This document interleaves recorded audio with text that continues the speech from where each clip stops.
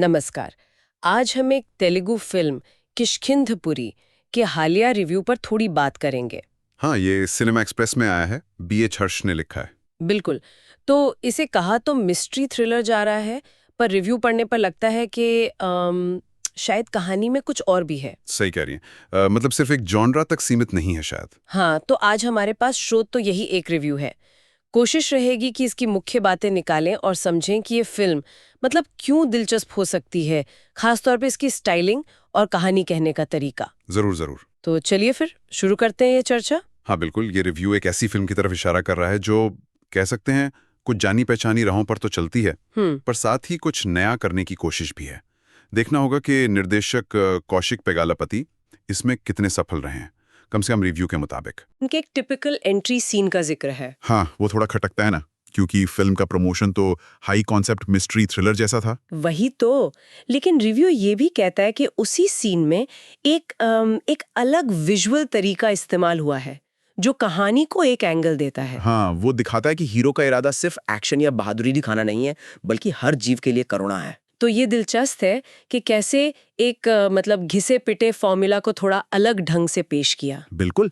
Review यही कहता है कि डायरेक्टर ने इसमें एक अनोखा पहलू जोड़ा है और फिल्म कई जॉनर्स के बीच झूलती है। मिस्ट्री है, थ्रिलर है, थोड़ा हॉरर का टच भी है। अच्छा, हॉरर भी। हाँ, पर रिव्यू कहता है कि लड़खड़ाती नहीं है और पूरी तरह हॉरर कहना भी शायद ठीक नहीं होगा। अच्छा, फिल्म की शुरुआत के बारे में भी रिव्यू कुछ अजीब बातें बताता है। जिसे एक बोलता हुआ रेडियो। हाँ, एक कातिल कीड़े वाला प्रोलॉग। शुरुआती ह्यूमर भी हाइपर एडी वाला थोड़ा अटपटा लगता है, ऐसा लिखा है। और एक 90s का ड्रीम सॉन्ग सीक्वेंस पे। हाँ, ये सब थोड़ा बिखरा हुआ सा लग सकता है शुरू में। रिव्यू भी मानता है कि शुरुआत थोड़ी अटपटी है। तो फिर फिल्म पकड़ कैसे बनाती है? रिव्यू कहता है कि इन शुरुआती कमियों के बावजूद फिल्म एक भूतिया रेडियो स्टेशन की जो सेटिंग है वो काफी अनोखी है और दर्शकों को बांधे रखती है। अच्छा। हाँ, माना कि कहानी में कुछ जगह चीजें थोड़ी सुविधाजनक हो जाती हैं, पर कहानी कहने में एक विश्वास दिखता है। डायरेक्टर कौशिक पेगालापति की ये दूसरी फिल्म है और रिव्यू उनकी विजुअल स्टाइलिंग की तारीफ करता है। Visual styling. हाँ, कहानी जिसे कौशिक ने बाला गणेश और दर्राहस पालाकोलू के साथ लिखा है, दर्शकों को अतीत में ले जाती है।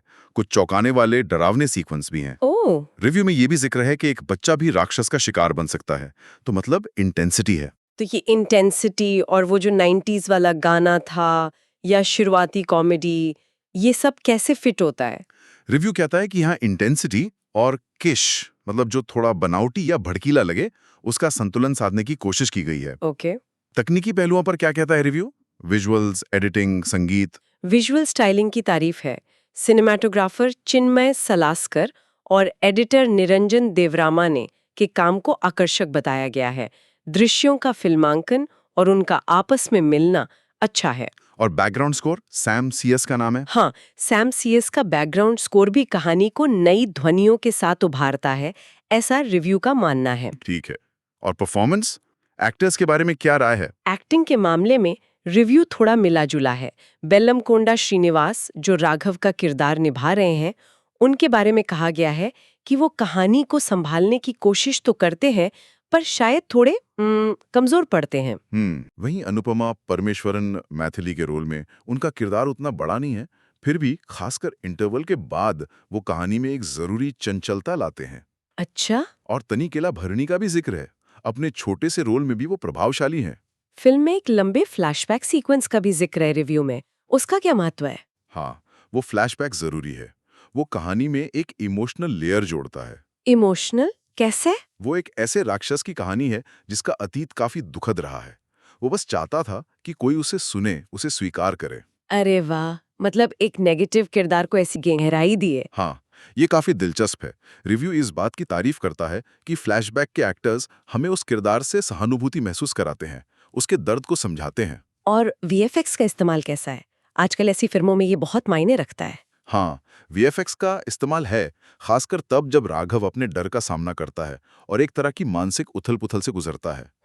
रिव्यू मानता है कि वीएफएक्स की क्वालिटी शायद हर जगह एक जैसी ना हो, कहीं-कहीं ऊपर-नीचे हो सकती है, लेकिन डायरेक्टर का जो विजन है, वो साफ दिखता है। तो मतलब एक मिड स्केल फिल्म होते हुए भी कोशिश बड़ी है। बिल्कुल। रिव्यू इसे एक महत्वाकांक्षी प्रयास मानता है। जाहिर है कुछ कमियां भी गिनाई होंगी रिव्यू ने। हाँ, बिल्कुल। कुछ ग्लिच है, शुरुआत के कुछ फैसले थोड़े अजीब लगते हैं, और तीसरा एक्ट मतलब क्लाइमैक्स के आसपास का हिस्सा वो थोड़ा दिव्य शक्तियों और जादुई पत्थरों जैसी जानी पहचानी चीजों में पड़ जाता है। अच्छा, तो वो थोड़ा प्रिडिक्टेबल हो जाता है शायद। हाँ, कह सकते हैं। तो फिर कुल मिलाकर रिव्यू का फाइनल वर्डिक्ट क्या है, रेटिंग वगैरह? रिव्यू फिल्म को 5 में से 3 स्टार देता है और इसे एक सिनेमैटिक रूप से जिज्ञासु थ्रिलर कहता है। सिनेमैटिक रूप से जिज्ञासु। हाँ, मतलब विजुअली कुछ नया करने की कोशिश है।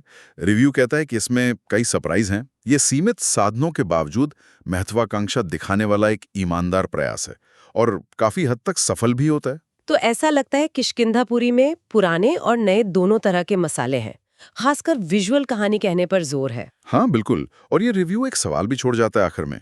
क्या सवाल? यही कि क्या क्षेत्रीय सिनेमा में कम बजट या सीमित साधनों के साथ बड़ी महत्वाकांक्षा दिखाना ही अपने आप में एक जीत है, भले ही नतीजा एकदम परफेक्ट ना हो। ये सोचने वाली बात है कि क्या कोशिश ही काफी है। हाँ, ये दर्शकों के लिए सोचने लायक सवाल है कि वो इस तरह के प्रयासों को कैसे देखते हैं।